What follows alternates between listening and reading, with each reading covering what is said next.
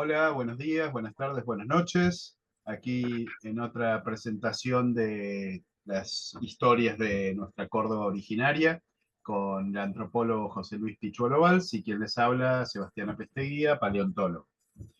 Hoy vamos a tratar un tema sumamente interesante y muy poco conocido, que es la existencia de un estado neoinca, de un estado rebelde dentro de lo que conocemos hoy como la Argentina. Bueno, ¿qué tal? ¿Cómo están? Bueno, hoy entonces vamos a cambiar un poco el movimiento que veníamos trayendo, que estuvimos presentando dos videos por cada libro. Entonces fueron como 10 videos.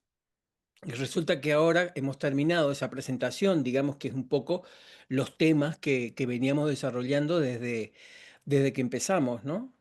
De la colección.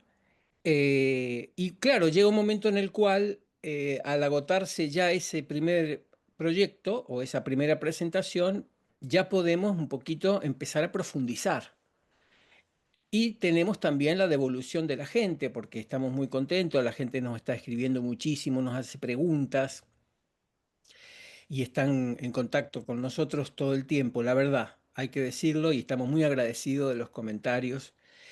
Y, y entonces hemos decidido empezar por un tema puntual que también tiene que ver con una de las cosas que nos estaban solicitando, que es trabajar sobre temas así específicos y presentar también nuestra forma de encarar la documentación, en la cual nosotros validamos o intentamos validar o proponemos nuestra interpretación. Ya sabemos que el trabajo de investigación requiere de un soporte físico sobre el cual estar apoyados, ¿no? En el caso de la historia, tradicionalmente ha sido la documentación, que será el caso de hoy. Nosotros le agregamos también la mirada, digamos, desde la antropología, la lingüística y sobre todo algo que para nosotros es muy importante, que es las tradiciones nativas previas a la intervención europea, ¿no? Es muy importante eso. Y sobre todo también tener en cuenta que ninguno de nosotros estaba presente en aquellos tiempos, en esas circunstancias. Así que todo lo que abordamos, todo lo que decimos y lo que han dicho otros también, son visiones, son interpretaciones de la historia. Ninguno de nosotros fue testigo de la historia. Entonces, en alguno de los comentarios decía, ¿cómo su visión de la historia? La historia fue una. Sí, claro, la historia fue una, efectivamente, pero ninguno de nosotros, ni de los que escribieron antes que nosotros, ni siquiera de los que estaban escribiendo en aquel tiempo, pues no tenían todo el panorama de información completo, es capaz de narrar la historia como verdaderamente ocurrió. Todo lo que hacemos es interpretarla, tratar de entenderla y sobre todo en el contexto de considerar a todas las partes involucradas como personas adultas, pensantes y planeantes. Ese sería el aporte que nosotros queremos dar. Nosotros queremos tratar, primero, colocar a todos los actores sobre la mesa. No solamente los hispanos, no solamente los mestizos, no solamente los indígenas, sino a todos. Entonces, en ese sentido, es una cuestión de punto de vista. Y ahí confrontamos mucho con una visión tradicional que hay en la historiografía de Sudamérica, porque, como vamos a ver hoy, fue las fuentes primarias que se han puesto en marcha y a las cuales todos tenemos acceso, responden a proyectos de un momento muy particular, en este caso siglo XIX, con una visión de la Argentina muy particular, digamos que no condice con lo que realmente era, y que ese proyecto pues filtró también las fuentes. Ahora lo vamos a ver rápidamente. Y respecto de lo que decías, Sebas, de los hechos, de que hubo una historia, hubo algo que ocurrió, evidentemente, hubo hechos. Y cómo llegan a nosotros, hay que decir que a nosotros solo nos llegan narrativas. Todas son narrativas. O sea, el 100% de lo que nos llega son narrativas. Excepto las toponimias. Claro, a ver, ahí has tocado un tema que hoy vamos a ver y es extraordinario. Es decir, qué hechos de la narración podemos nosotros asumir como tales, como hechos, sino como, por ejemplo, una amplificación, una explicación o un sesgo, etcétera, etcétera. Pero incluso también yo me atrevo a decir que hasta las toponimias responden al dominante. Es decir, cuando nosotros nos encontramos con un nombre quechua de un cerro, de una laguna, etcétera. Bueno, tenía otros nombres también. Los antepasados o los que estuvieron en conflicto con la imposición del imperio inca probablemente no le llamaban en quechua, quizá le llamaban de otra forma, no lo sabemos, pero ha predominado, digamos, el que logró la hegemonía sobre el resto. Entonces, una toponimia también es política, también hay poder, porque todo el tiempo hay gestión del poder. Entonces, pero claro, tenemos esa gran suerte de que las toponimias trascienden las narrativas escritas con idioma latino, que son una de las cosas que hoy vamos a encarar. Hoy vamos a ver un documento que es totalmente escrito, en este caso por un gobernador del Tucumán, el que vino a imponer orden a esta zona de lo que ya era el virreinato del Perú. Y ese señor, que se llamaba Johan Ramírez de Velasco, que era un militar de carrera, como ahora vamos a ver, y que vino comisionado por Felipe II, con el que tenía amistad personal, escribió cosas y nos han llegado a nosotros y en base a eso vamos a trabajar hoy un acercamiento a un enclave neo-inca. Vamos a presentar brevemente esto, luego volvemos.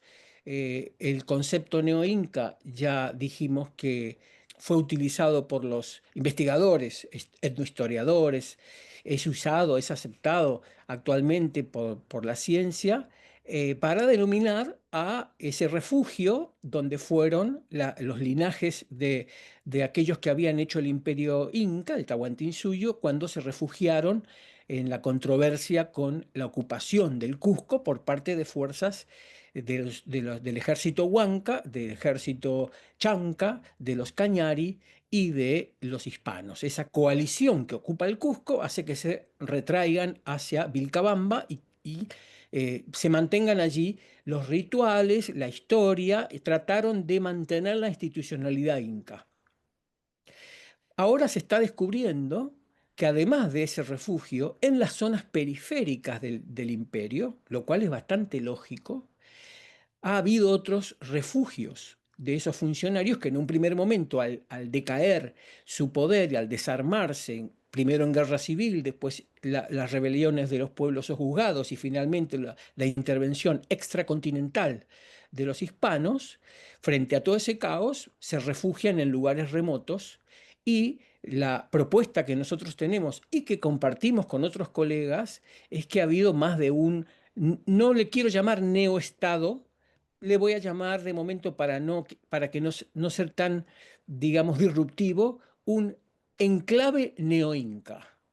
Porque yo sé que mucha gente, usar la palabra Estado para nuestros pueblos nativos les resulta muy chocante. Nosotros tenemos nuestra posición, ¿no? Ya lo hemos dicho, hablamos de Estado de Aguita. ¿Por qué? Porque había un circuito para la circulación del poder, había institucionalidad, había leyes que legaban ese poder, etcétera, etcétera, y a formas de gobierno, digamos.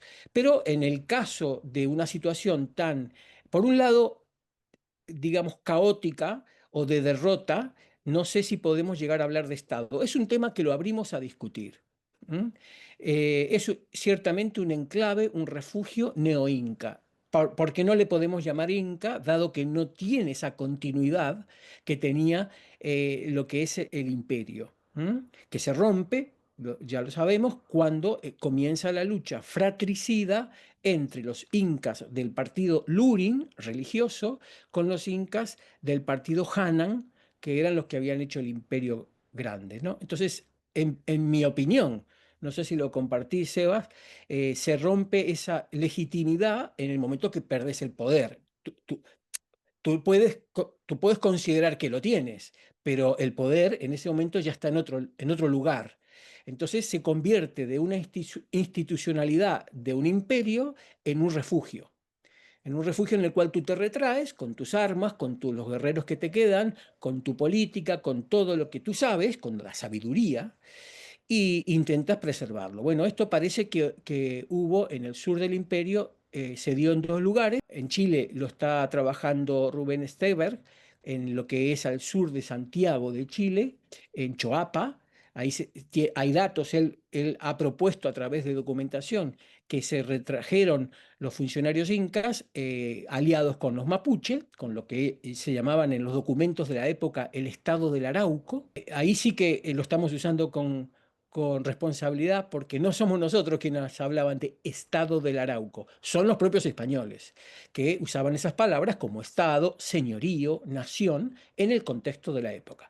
Total, que esos incas que se retraen al sur de Santiago de Chile, el inca Quilicanta es el primero. Quilicanta es un funcionario del cual ya hemos hablado cuando, recordemos, Almagro viene y el Huilac Huma, el sumo sacerdote del clero solar, lo engaña presentándole una cantidad de oro recogido de los gobernadores de Argentina y de Chile, los gobernadores incas, y el que se encarga de recoger esa ofrenda para engañar a Almagro es el Apu Quilicanta, del lado chileno. Pero luego con Valdivia se retraen y se van a la zona de Choapa, al sur. Bueno, parece ser, según el documento que nosotros ahora vamos a mostrar, que ha habido un proceso similar, no igual, pero muy parecido, en la provincia de San Luis, en el Cerro Tomolasta, con una intervención o con unas redes de contacto que llegaban hasta Calamuchita, ¿m? Y Río Cuarto. Entonces, interesa muchísimo hacer un trabajito de investigación sobre este documento que nos está develando un proceso similar a ambos lados de los Andes, porque estos señores de Tomolasta, ¿m? Que nosotros, tomando la palabra que cita el propio gobernador Ramírez de Velasco, le hemos puesto Linlin-Curaca, así le llama él, esta zona donde se han recluido estos ingas del Perú, se llamaría Linlin-Curaca. Más información sobre este tema pueden encontrarlo en el quinto de nuestros libros, Córdoba después de los Incas, que tiene un capítulo dedicado a este Lindín Curaca en la página, es el capítulo 1.1. Bueno, en la página 45, sí. Al principio del libro ya arrancamos con este tema y le dedicamos un buen trecho de este libro a esta historia. Y que además tú has estado trabajando, ¿no, Sebas? Porque esto tuvo el nombre de Leyenda de los Césares a nivel popular y ha tenido mucha Claro, literatura. ¿Por sí, qué no sí, nos cuentas un muchísima. Hay poquito? libros escritos.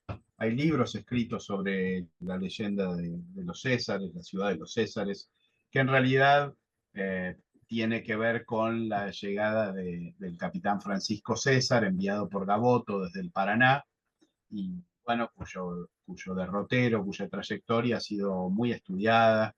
Incluso Aníbal Montes le ha dedicado bastante con mapas y para ver bien dónde había estado. Y bueno, creo que hoy tenemos bastante claro que había estado justamente a donde había llegado, eh, y donde conoció al jefe de ese lugar, al curaca Yungulo, que dicho en quechua sería Yuncuyu, un nombre completamente común en quechua, pero que la historiografía, sin pensar que se trataba de quechua, lo ha escrito como Yungulo durante décadas, y que, bueno, Francisco César en esa ciudad, en ese pueblo donde había gente vestida y gente con muchas riquezas, se pudo ir del lugar con una buena muestra de riquezas, además de ser acompañado por gente nativa, ¿no? que lo acompañó de vuelta hasta el Paraná. Bueno, la historia de la ciudad de los Césares ha permanecido en tinieblas durante muchísimo tiempo. La búsqueda de esta ciudad de los Césares, como la llamaron, como si fuera de romanos, ¿no? La búsqueda de esta ciudad se ha llevado a la tumba a muchísima gente eh, por perdida, ¿no? Por la Patagonia, por Chile, por un montón de lugares, e incluso sospechamos que la propia ciudad habría sido destruida tempranamente por uno de estos españoles que la buscaban, esperando encontrar una ciudad de tejas de oro, y solo encontraron un pueblito normal, serrano, grande, con mucha gente vestida. Y bueno, y siguieron, aún después de destruirlo, siguieron buscándolo mucho tiempo más. Bueno, vamos a trabajar entonces con este enclave inca o neo-inca, como hemos hablado, para diferenciarlo de realmente de los incas de linaje que estaban con una continuidad, que le hemos puesto de nombre Lindín Curaca, un poco respondiendo a lo que el propio gobernador en su informe, que ahora vamos a ver, lo nombra, ¿no? Y esto estamos hablando del año 1587, es decir, ya está Córdoba fundada, está en marcha el proceso hispano, realmente, después de la época caótica que hemos hablado, de esas luchas incluso entre los propios líderes o caudillos españoles, que venían muy forjados, con mucha experiencia del Perú, pero que se enfrentaban aquí en lo que hoy es Argentina y Chile. Después de esa época y a consecuencia de ella, viene este gobernador para imponer la paz, digamos, viene a pacificar, a traer institucionalidad hispana, a que el nuevo orden se vuelva real. Es un poco lo mismo que hizo Toledo. Siempre en Argentina, que es una zona periférica, ocurren las cosas más tarde, con latencia, de las que vienen en Perú. Recordemos que Toledo, o sea, hay un antes y un después de Toledo por su acción política, y lo mismo va a ocurrir aquí, pero una década después. Bueno, vamos ahí. Bueno, ¿de qué se trata lo que nosotros estamos por ver? Por un lado, vamos a hacer el análisis de un documento colonial que está vinculado a la acción política inca.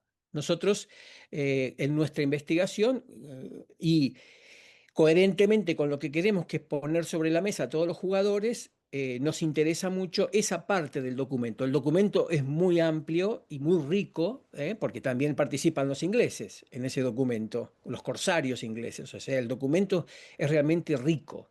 Pero nosotros vamos a trabajar, vamos a hacer un clivaje sobre el cierre un poco del capítulo inca en esta zona de Sudamérica.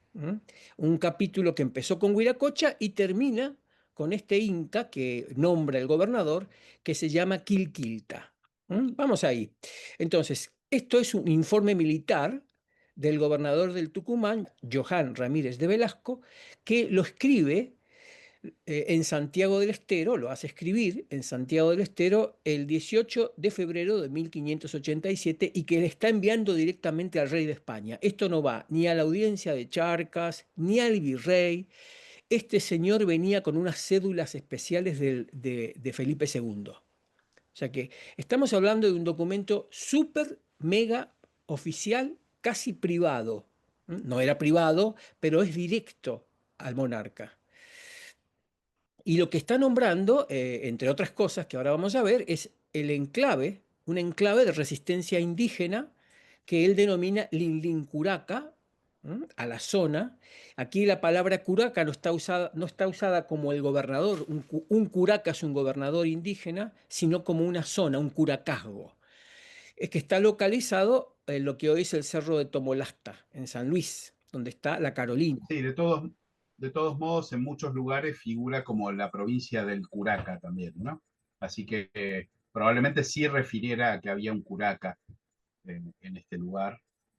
como gobernante incaico, ¿no? Que en este caso sería Quilquinta. A veces figura Quilquilta, a veces Quilquinta, y que significa en quechua lo que está escrito. Lo escrito es Quilquinta.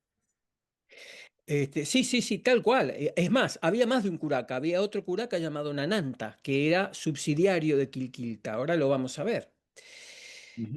Bueno, está en un lugar muy, muy estratégico entre lo que es el Río de la Plata, Córdoba y Mendoza, o sea, Cuyo y Santiago de Chile.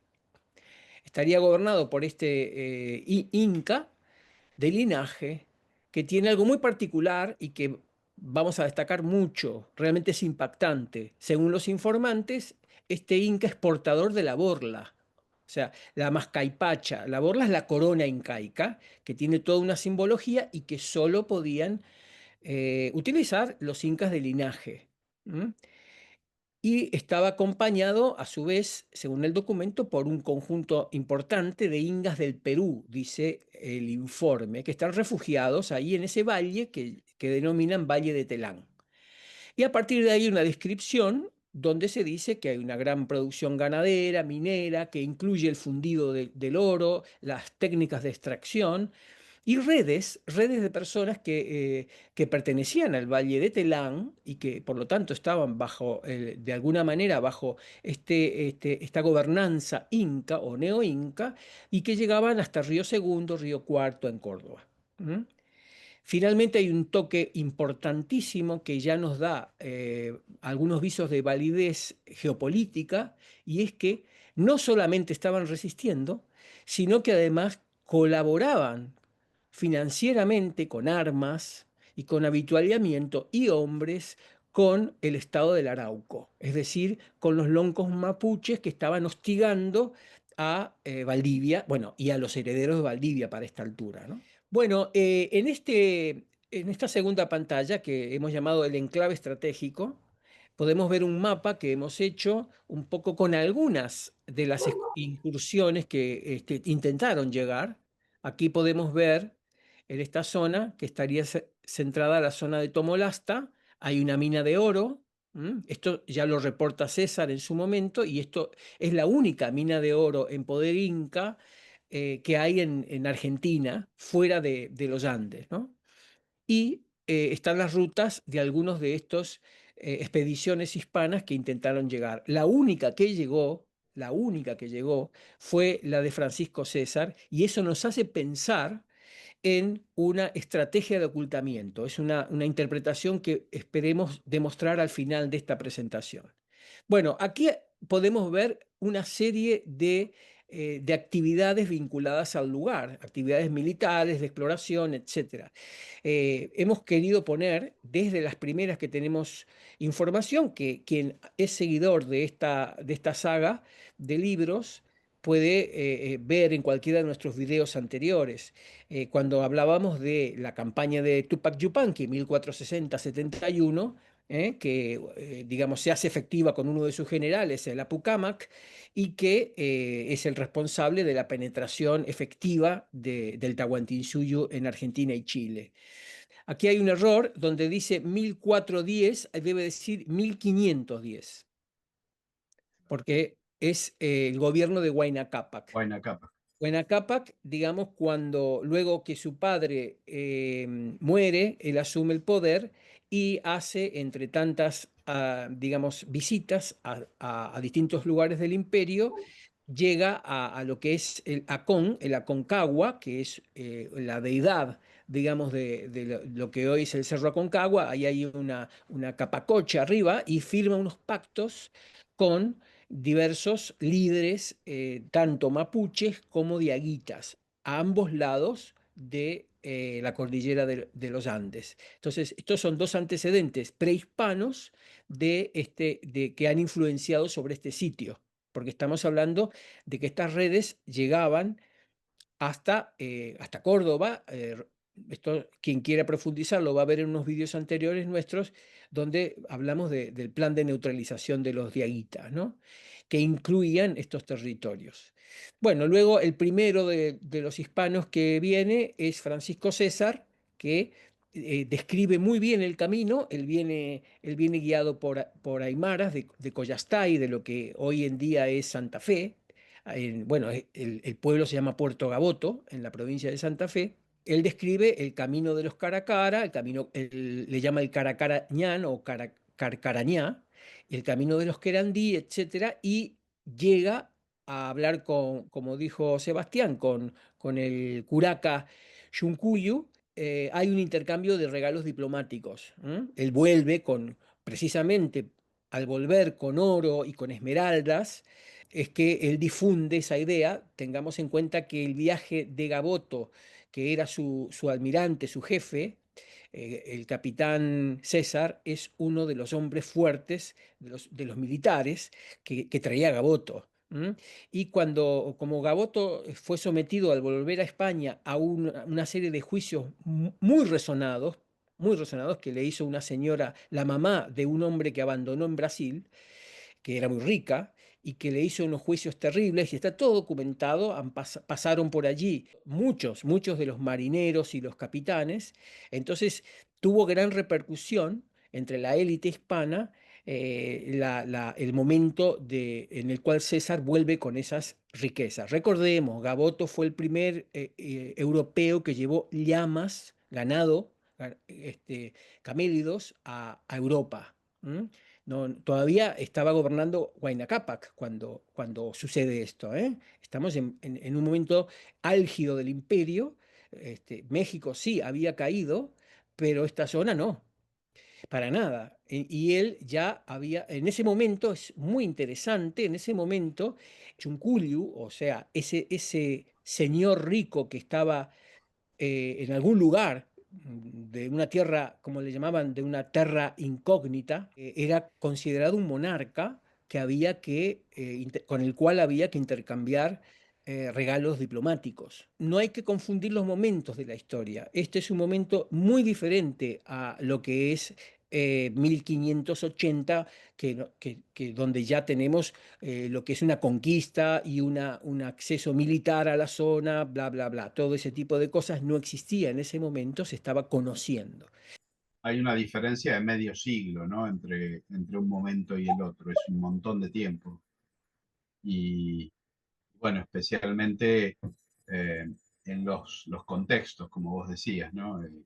Francisco César se interna verdaderamente en tierra ignota, desconocida, y que además seguramente pudieron tener eh, una plena conversación, contacto, idioma con esta gente que también era andina.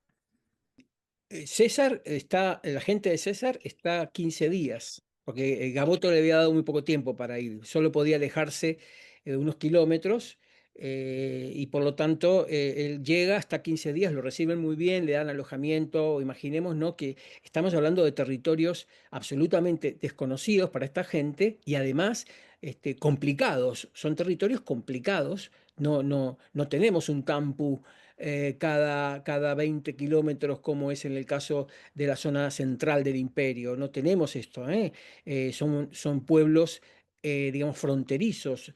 Todos los que acompañaban a César, los querandí, con su vida pampa, digamos, que tuvieron que atravesar esta zona. Ellos van por el camino de los querandí, que es otro momento, y de repente llegan, tras esos caminos fragosos, como le llamaban, pues llegan a un lugar en los cuales los reciben muy bien, comen muy bien y se vuelven con regalos. Él también llevaba, por supuesto, regalos muy buenos, sedas, etcétera, porque Gaboto estaba preparado para el intercambio diplomático con los pueblos que quería explorar. Recordemos que Gaboto quería llegar a las especias, ¿no? Bueno, esto fue impactante, y por eso nos hemos quedado un poquito más en esto, y porque después va a influir muchísimo, generando lo que ya has comentado, Sebas, la leyenda de los Césares, ¿no? Y luego hay una serie de intentos de llegar a este lugar todo el tiempo. En realidad. Yo he puesto los más importantes. Sí, son un montón. Yo voy a recomendar aquí un libro de Enrique de Gandía que se llama Historia crítica de los mitos de la conquista de América, Enrique de Gandía, 1929. Correcto. Este libro es extraordinario. Enrique de Gandía es un señor que trabajó sobre todo en el primer tercio, un gran historiador, que trabajó en el primer tercio del siglo pasado y se caracteriza porque tenía muchísima información, o sea, era una persona adinerada y se dio el lujo de venirse a España directamente, de instalarse y de investigar, leer y publicar muchísima información documental. Es alucinante que él ya considerara cosas que hoy día nosotros estamos descubriendo. Digamos, es como que estaba por fuera del paradigma del positivismo que consideraba a los pueblos indígenas inferiores, que quería colonizar con blancos toda esta tierra, etcétera, y que por lo tanto se creó una historiografía muy distorsionada desde ese punto de vista, donde solamente había participantes europeos y nunca los americanos. El señor de Gandía trasciende eso. Claro, probablemente porque trabajaba con fuentes de una forma muy objetiva y con muchas fuentes. Así que bueno, lo recomiendo muchísimo. Es difícil de conseguir porque ya no se publican más sus cosas, pero en internet hay un montón y por supuesto los interesados que vayan a nuestra página, porque ahí estos textos los hemos subido para que se los descarguen y los lean. Bueno, de todas estas líneas que se están viendo en pantalla, de todas estas personas que vinieron, pues fíjense cómo estaba en 1586 el posicionamiento de Ramírez de Velasco. ¿Cuál es la diferencia con Ramírez de Velasco, entre Ramírez de Velasco y los tres anteriores, por ejemplo, que vuelvo a repetir, hubo más? O sea, entre Villagra, Zurita, Mejía Mirabal, que también intentaron abordar este territorio. Que Ramírez de Velasco es el primero que quiere hacer una campaña militar, una conquista le llama él y que pide 500 hombres armados para hacerlo directamente al rey Felipe II. Ninguno de estos señores, salvo César, encontró el territorio. Sebastián, el dato que vos pusiste hace unos minutos, que se encontró uno de los pueblos, ¿cómo lo podemos localizar en esta cronología? Bueno, el que hace eso es Abreu. Abreu, que viene después de Cabrera, Cabrera es 1573 y poquito pero antes de Ramírez de Velasco, Abreu hace la pasada buscando justamente la ciudad de los Césares y ahí hace un desastre y hace una matanza de un pueblo de una zona muy poblada, ahí en esa zona de San Luis. Así que ese es el dato. Me parece que le- lo he mencionado justamente en nuestro libro 5. Lo que sería este curacazgo o este enclave tenía dentro de sí o en su red política tenía varios pueblos, todos muy poblados según las fuentes. Quizá Abreu encontró algunos de estos pueblos. Eso no significa que haya encontrado el resto. Sobre todo lo más importante es que no encontraron la mina. O sea, la mina de oro de Yunculiu, que un poco es lo que buscaban. ¿M? Quizá no Ramírez de Velasco, que era más político, él quería dar servicio al monarca, él quería establecer la paz, pacificar. No le vendría mal tampoco encontrar una mina de oro, pero el resto, o muchos de ellos, cuando pensaban en estas fantasías de la ciudad de los Césares, con tejas de oro, llamaban, etcétera, y se imaginaban todo esto, probablemente buscaban ese núcleo que es la mina de la Carolina, que actualmente es una población. Recién en el siglo XVIII, un grupo de mineros chilenos la van a encontrar, cuando ya todo este ciclo ha terminado, ¿no? Bueno, y antes de despedirnos de esta pantalla, he puesto al final, no quiere decir que haya sido el último, pero sí que fue muy importante, el propio Jerónimo Luis de Cabrera, tercero, digamos el nieto, que fue desde Córdoba intentando encontrar y no lo encontró. Tenemos que pensar que algunos de estos emprendimientos eran muy grandes, creo que iba con 200 carretas, si no recuerdo mal, O sea que estamos hablando de cosas importantes, no es que fuera algo menor, no es que salieran unos señores, digamos, alucinados a buscar la tierra de los Césares. Habría mucho de eso, pero esos no figuran en la historia. Los que han quedado recordados son precisamente los que invirtieron más y estaban dentro del funcionariado hispano con la suficiente riqueza y capacidad como para quedar en los documentos, ¿no? Bueno, aquí vamos a ver la situación en ese momento. Década de 1570, ya se fundó Córdoba. Fijémonos en el mapa, cómo tenemos ahí unos núcleos de resistencia y es la situación que está enfrentando el señor Ramírez de Velasco. Mira, por un lado tenemos la resistencia Colla de Aguita en el noroeste. ¿M? Entonces, aquí arriba tenemos lo que es el Estado de Aguita con sus aliados. Recordemos, lo dijimos en el podcast anterior, Calermo Cain, el gran líder que había sido instituido por el Huilacuma, el sumo sacerdote del clero inca, como líder de la resistencia, coordinado con lo que es Vilcabamba, aquí arriba estaba Vilcabamba, pues este líder ya ha muerto. En el 88 se firmó el pacto de Anguinajao, o era muy, muy viejito en realidad, porque el pacto de Anguinajao, que se firma en Salta, precisamente es cuando él muere y su hijo continúa. Es interesante decir que cuando muere el viejito Calermo Cain, o sea, Juan Calchaquí para la historia argentina, cuando muere Juan Calchaquí, su asesor, uno de los que estaba con él muy cercano, era otro viejito llamado Inca Nonogasta.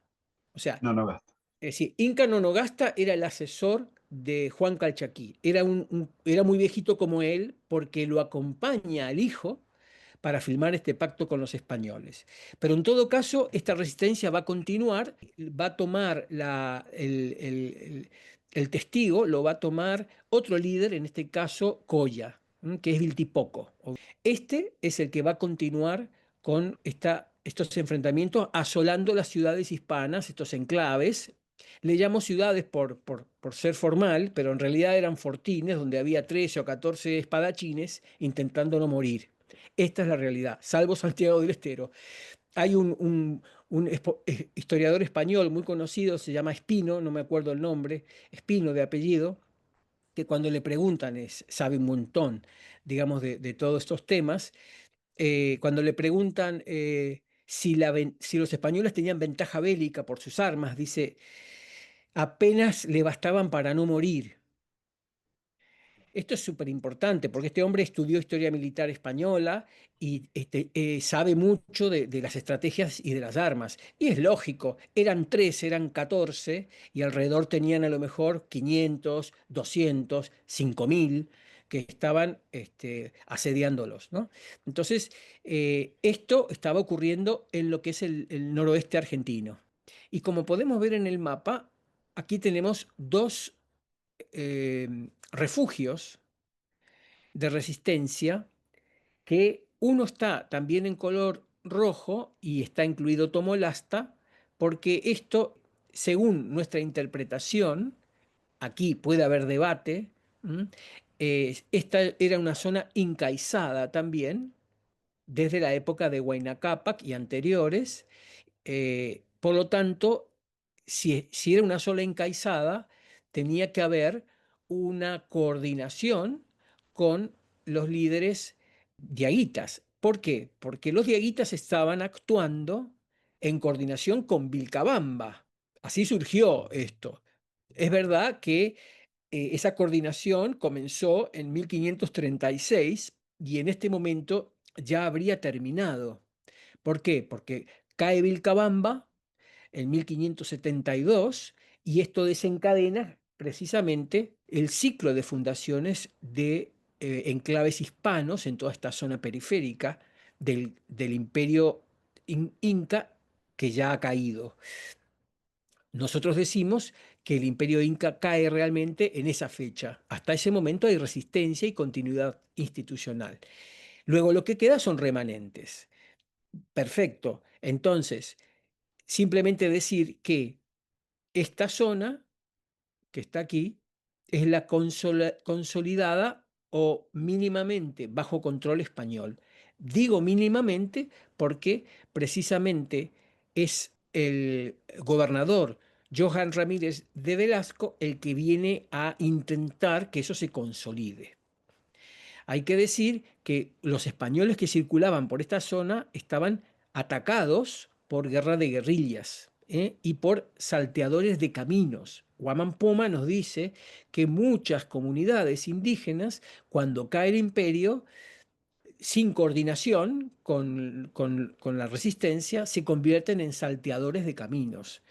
Bien, por último, tenemos aquí en color azul lo que serían la coalición de loncos mapuches con los incas que, a decir del arqueólogo Rubén Steberg, estaban operando y presionando contra Santiago de Chile. Eso es lo que llamamos el estado del Arauco. ¿Mm? Y además, en este cuadro de situación que estamos tratando de ubicar a este enclave de refugio incaico en el sur de Córdoba, tenemos que agregar, siempre estamos siguiendo el documento, ¿eh? Tenemos que agregar a los corsarios ingleses, ¿m? Y a los guaraníes. Entonces vemos que las fuerzas que están trabajando sobre toda esta zona, digamos, son complicadas. Ciertamente Ramírez de Velasco no lo tenía fácil.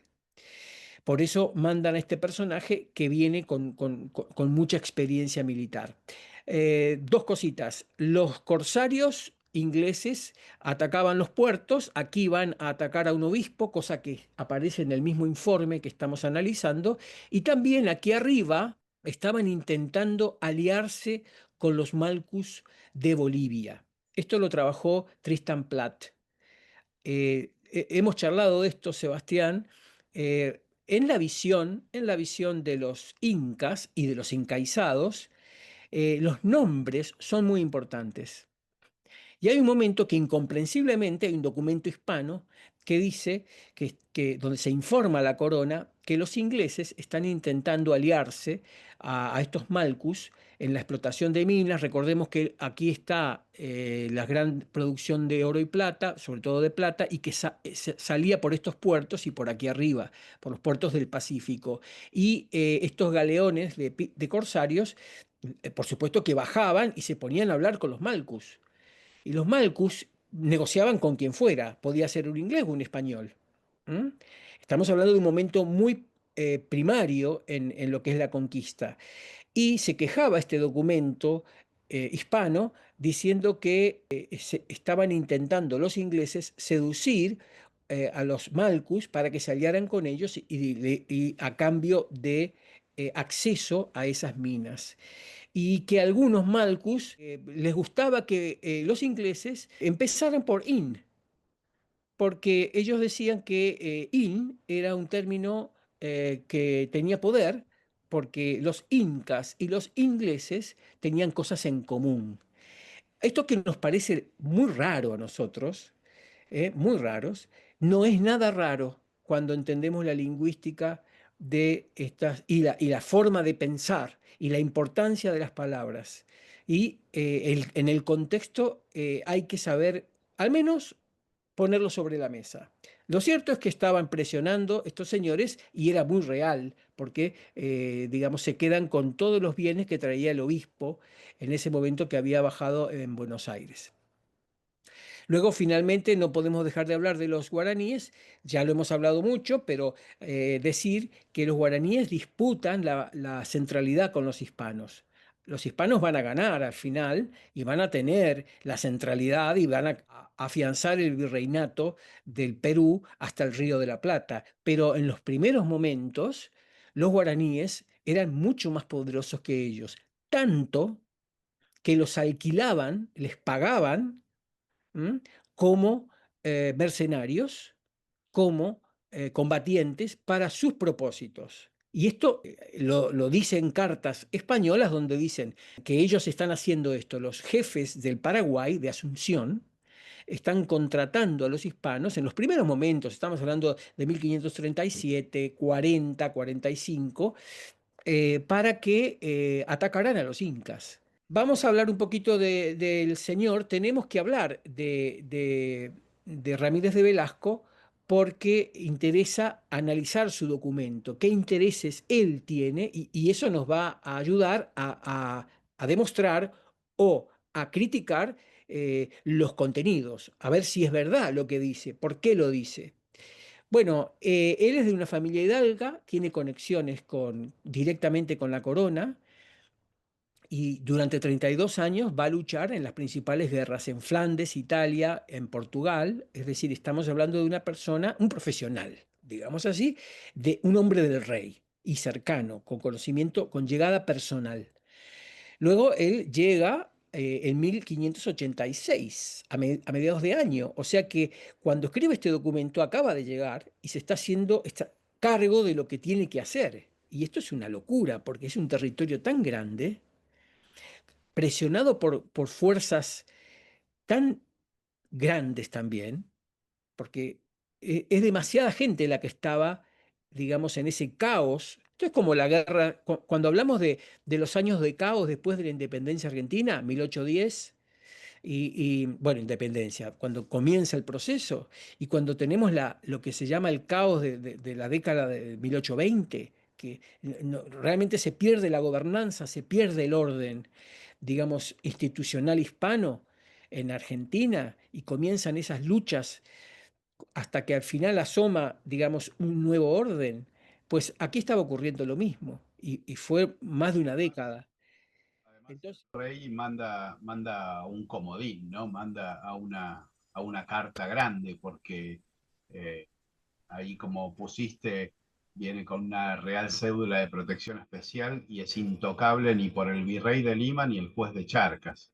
O sea, Joan Ramírez de Velasco evidentemente era un comodín que pone el rey en esa zona.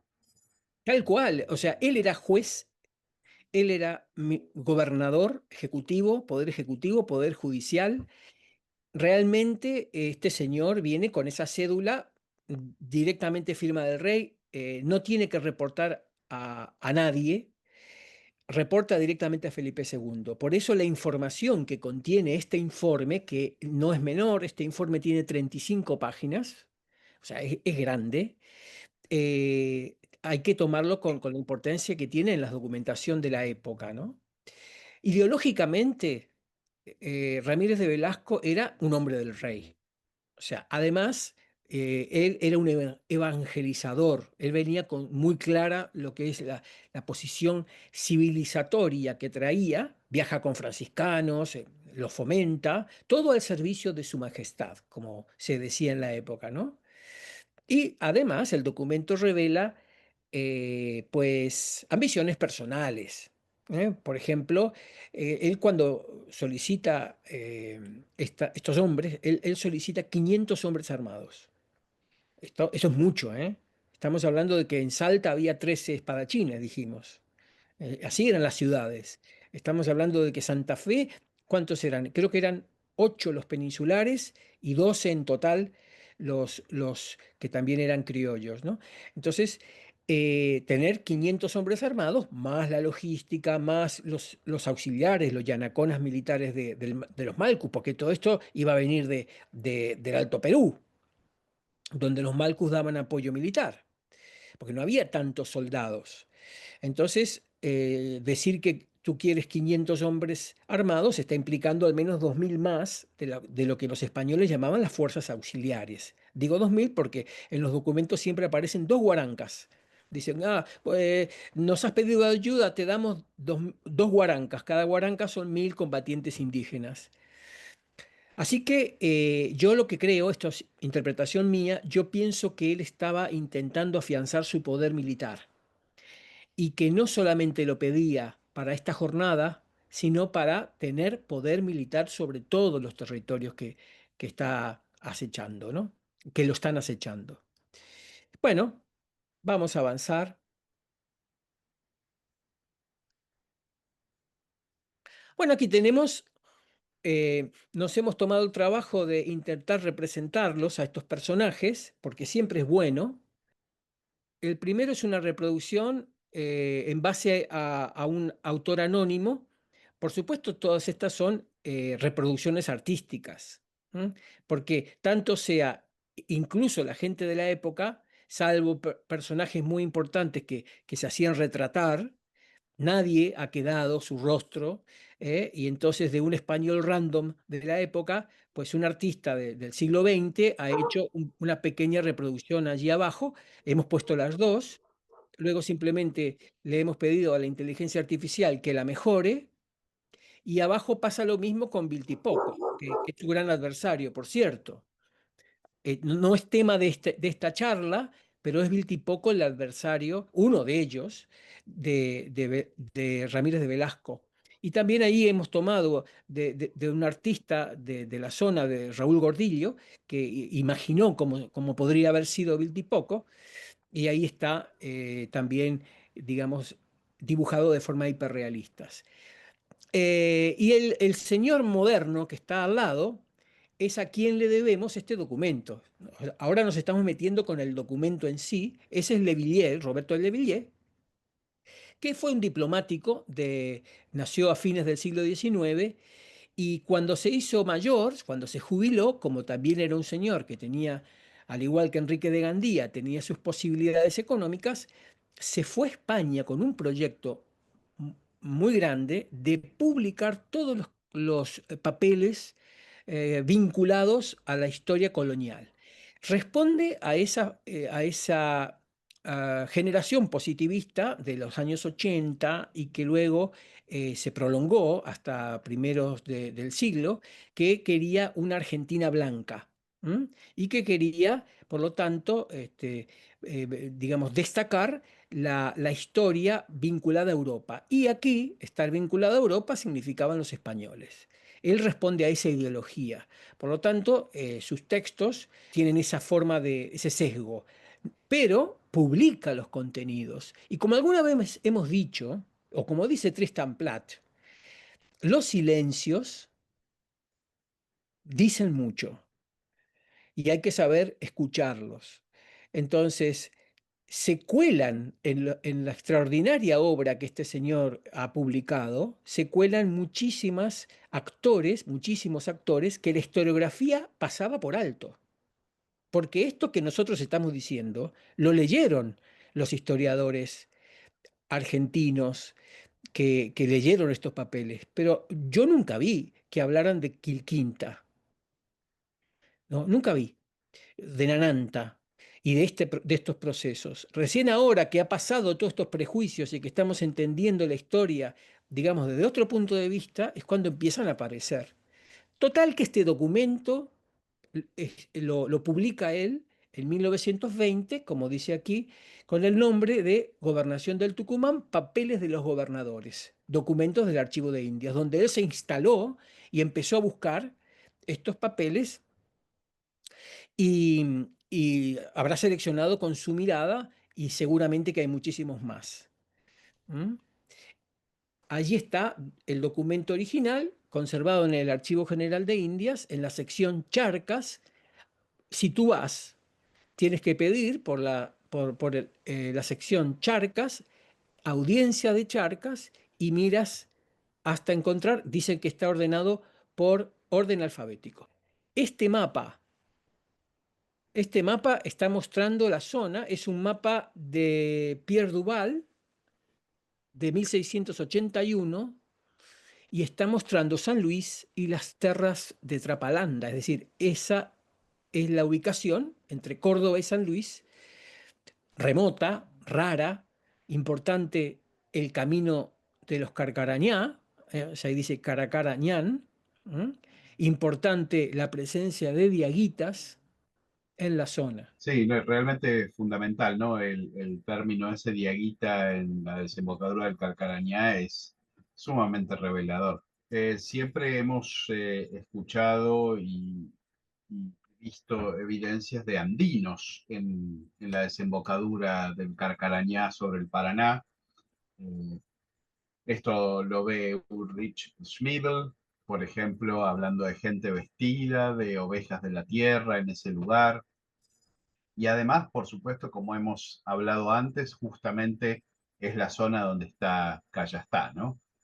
Kilómetros más, kilómetros menos, es aproximadamente la zona de Cayastá, cuyo estudio por Zapata Goyán y otros ha revelado que proviene de Coya Astay, de asentamiento Coya.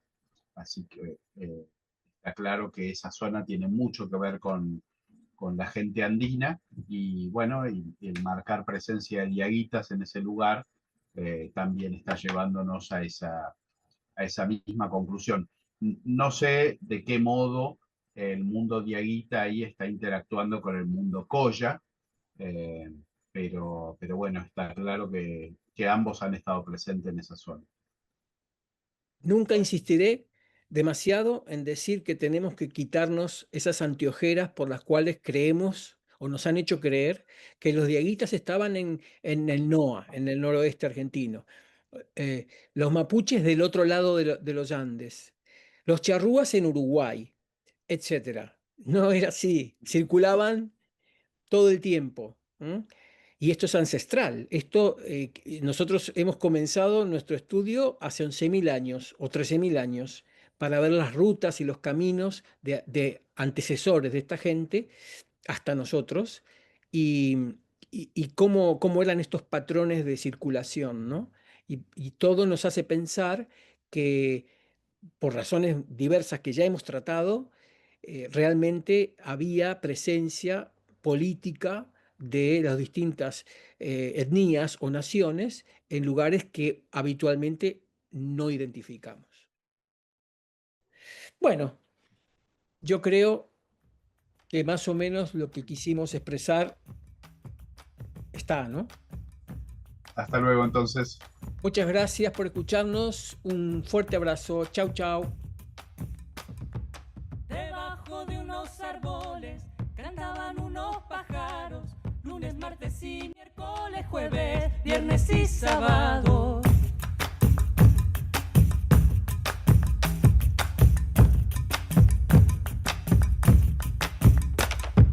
Una vez que te quisí y tu mamá lo supió, fue porque yo le dije que te casabas con yo.